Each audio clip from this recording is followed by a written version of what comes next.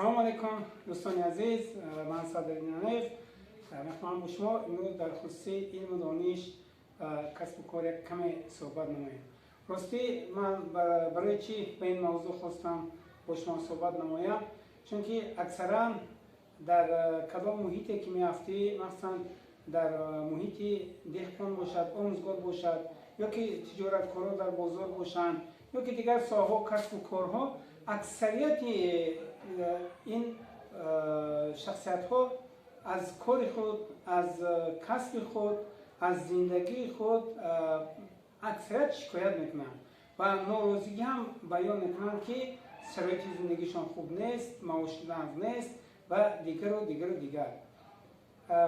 حتی این چرا باور کنید در بسیاری ساحه مشاهده کردن ممکن فقط یک چیز است، یک چیز نه اهمیت دادن در کار است. یعنی ببینید که تکنولوژی چقدر ایواز شده، تلفن تیز نمودش، مدلش، سیستمش ایواز شدن، تمام تکنولوژی، اتومبیل، همه چی ایواز شدن. لیکن انسان برای ایواز کردن شعور خود، برای ایواز کردن معنی خود هنوز آماده نیست. یعنی با آن اصول، با آن متد، با آن دانش کار میکند که آن دانش رو باید 10 سال پیش، 20 سال پیش، اکثرا 30 سال پیش گرفته بودن که علاقه آنچه را با دانش نو ایواز کردن لازم.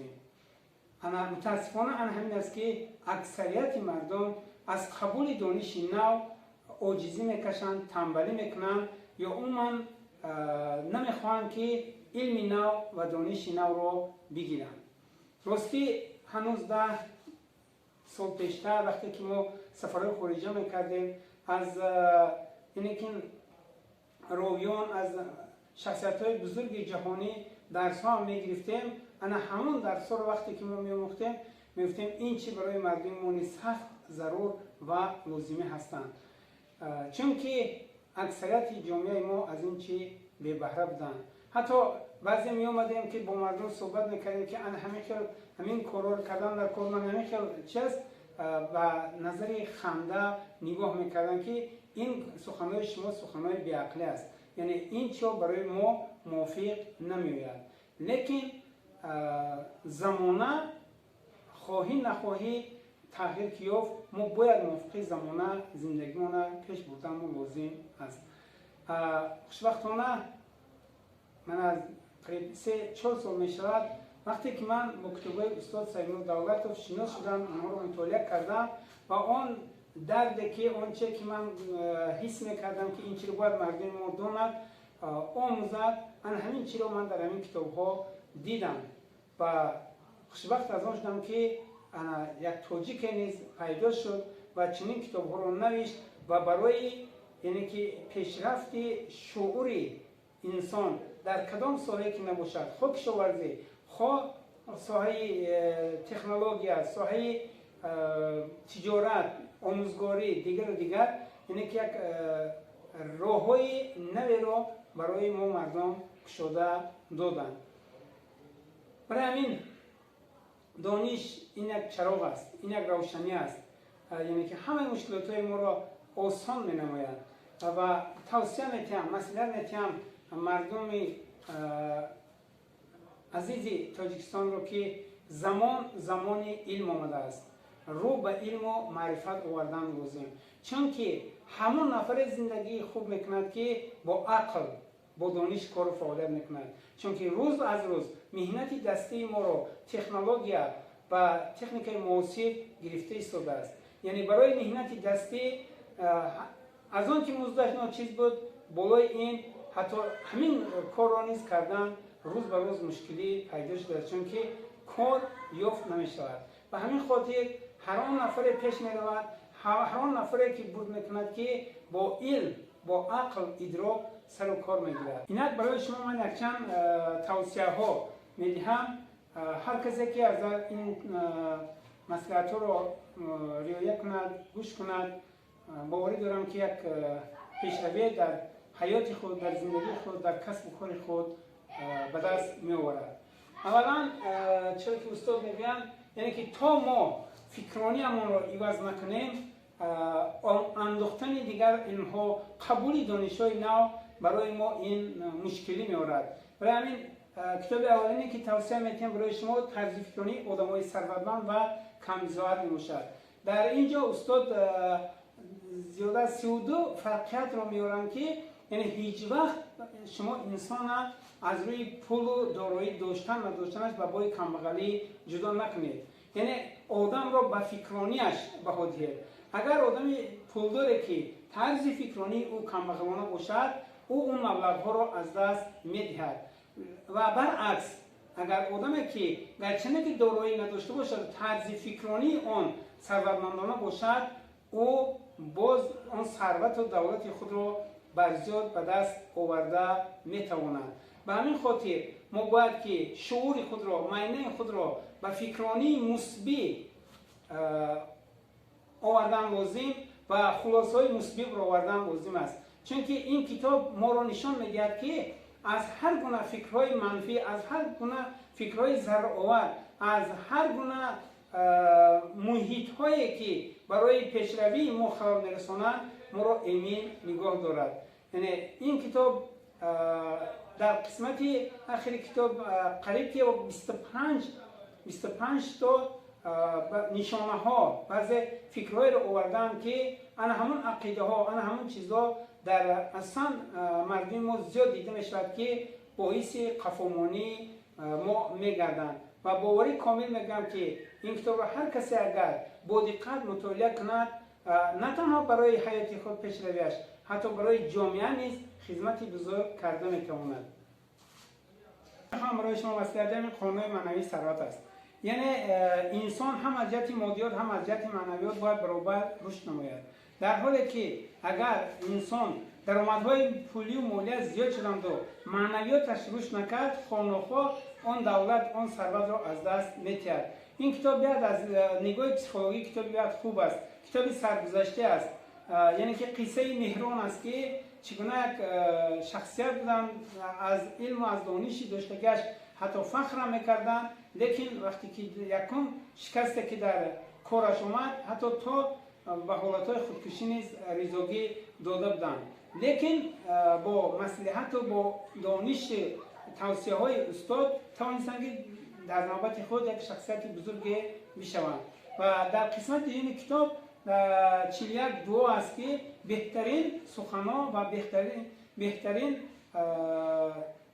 توصیه ها در این دعا داده شدند که باعث پیشروی معنویاتی هر یک ما میگردد.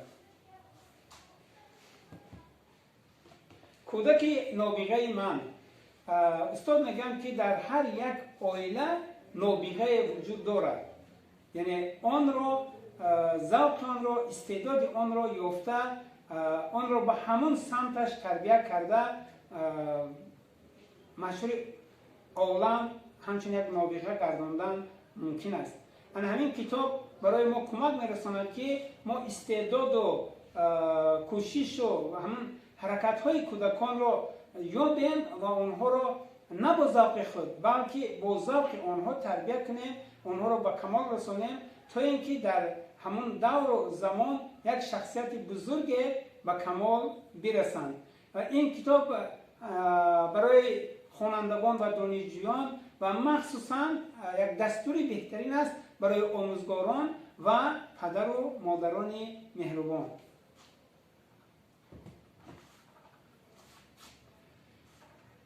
طلسم غالب، راستی این کتاب را نیز من به حد دوست می‌دارم، چون در اینجا 365 سخن آورده شده است که هر یک سخن را ما میتونیم یک روز چندین بار مطالعه کرده آن را در حیات خود، در زندگی خود تطبیق نماییم.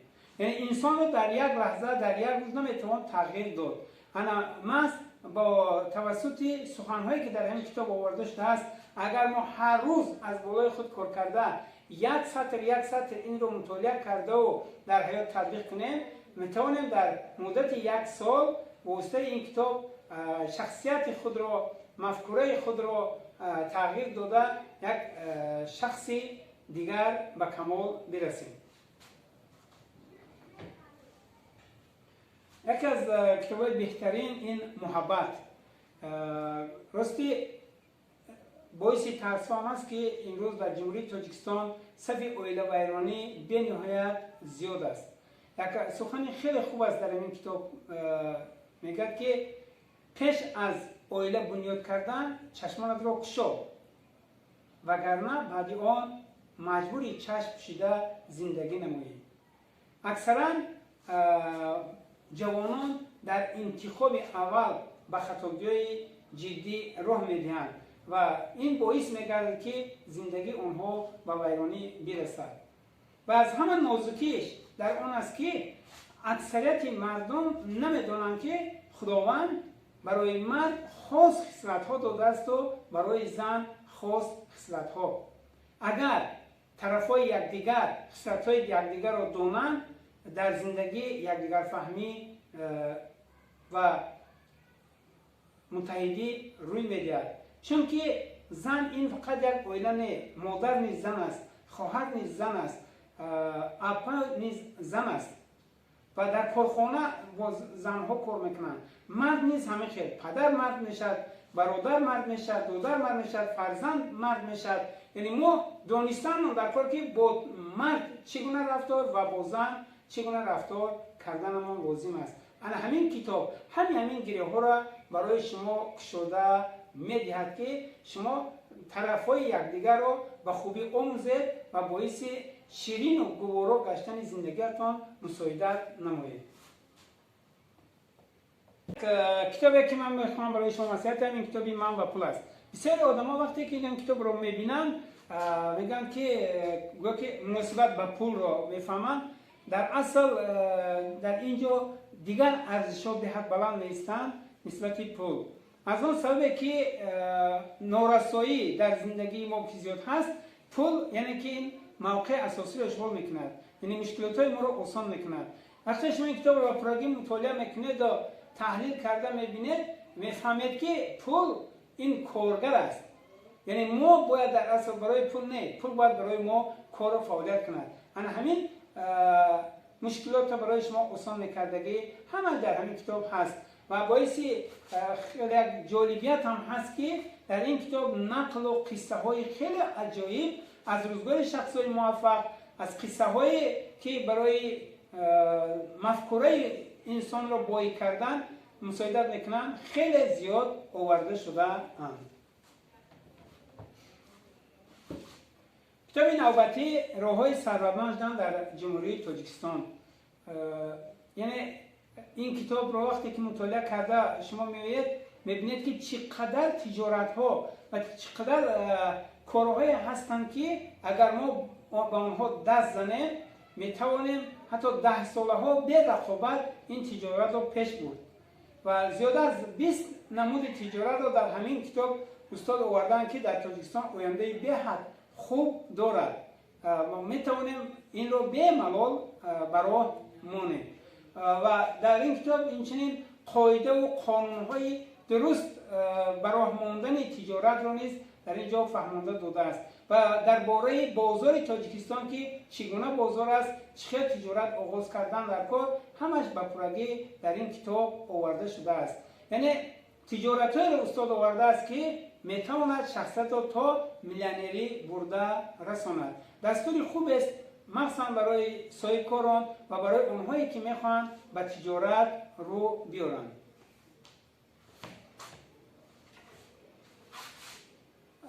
من و پول قسم دیوم این کتاب فقط میتونیم مسئولیت کنیم با اونهایی که زیاده از 2-3 سال این جانب تجارت دارن.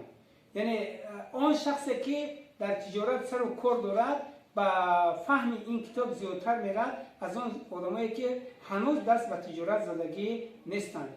به حد درباره نگهداری پول، افزون کردن پول، چخیل مبلغ گذاری کردن، سهم گذاری کردن، چه تجارت رو رشد دادن، چطور دکان‌های خود را از 1 تا به 2 تا 10 و زیاده از آن برده رساندن. همه این مدل ها در این کتاب به پرگی نشان داده شده است که یک دستوری به نهایت بهترین است مخصوصا برای صاحبکاران امروزه ما. کتاب از همه اخیر استاد به نزدیکی از چوب آمدن استعداد خداداد را در خود دریابید و کامیاب شوید. راستی وقتی که این کتاب را خودی من مطالعه کردم بسیار در تأسفم افتادم که بسیاری فرزندا بسیاری نزدیکای ما از سوی اونه که ما مناسبتی درست کردن نمیتوانیم با آنها استعدادهای آنها در درون آنها پژمرده شده موندن. وقتی که ما این کتاب مطالعه میکنیم اولا خود را میشناسیم که خداوند ما را برای چی هست کرد و چگونه استعداد و چگونه هنرها در ما تشکل یافتند و بعد مطالعه این کتاب ما میتوانیم برادران خود، فرزندان خود و گرد و اطرافیان خود مساعدت نماییم که آنها استعداد خداداد خود را انکشاف کنند، شخصیت بزرگ و کمال برسند. راستی این کتاب برای آدمی سرسری هم نیست. در اینجا به حد سخنهای با قوت فلسفانه، به حد سخنهایی که از جهت معنویات ارزش‌های بلند دارن آورده شدن و حتی با یک بار مطالعه کردنم من گفته نمیتونم که نفر یک بار مطالعه کند و باید که من همین کتاب رو با پرگی صرفا رفتم. بعد چندین مراتبه مطالعه کردن، هر بار مطالعه کردن از اینجا شما باید چیزای بزرگ نو برای خود میگیرید. یعنی که خواهید که یک شخصیت بزرگ با کمال برسید، مسئله میتونم گشته و برگشته این کتاب را مطالعه نمونید. در آخر به همه شما گفتنیم زمان علم و دانش آمده است. رو به علم و معرفت آوردن ضرور است. هر نفری که عقلا در همون ساحه، در همون کسب و کاری که میکنید علم همون ساحه را درست‌تر آموزید. با متخصص بهترین همون ساحه همنشست شوید. حتما با خود استاد گیرید، مصلحتچی گیرید. یعنی همه آن شخصیت‌های بزرگ در دنیا، رهبرهای موفق، همه آنها در زندگی در حیات خود استاد داشتند. فقط یک طایفه آدم استاد ندارد. این هم باشد طایفه مردم کمبغل است. یعنی او یک سخن دارد. این رو من همش رو میدانم. برای همین کلمه میدانم رو یک سو گذاشتم در کار از پی آموزش علم و معرفت شدن در کار است. اگر خواهید که شخصیت خود را شناخته گیرید، با 3 سوال اولا برای خود جواب یابید. یعنی امروزها چگونه کتاب میخونید؟ استاد شما کیست؟ و سومین با کیها همنشست هستید؟ اگر به همین 3 سوال جوابی در کاری یافتید، شما خودتان را مییابید. و همه شما بردباری کامیابی تمنا میکنم و مصلحت میتونم که به شبکه ما، به کانال ما ابونه شوید.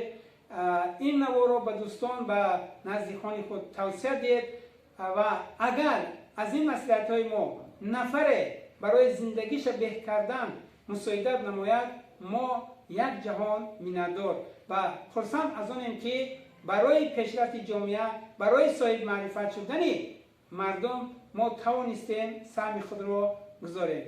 تشکر به دقتتان. تا نوارهای آینده.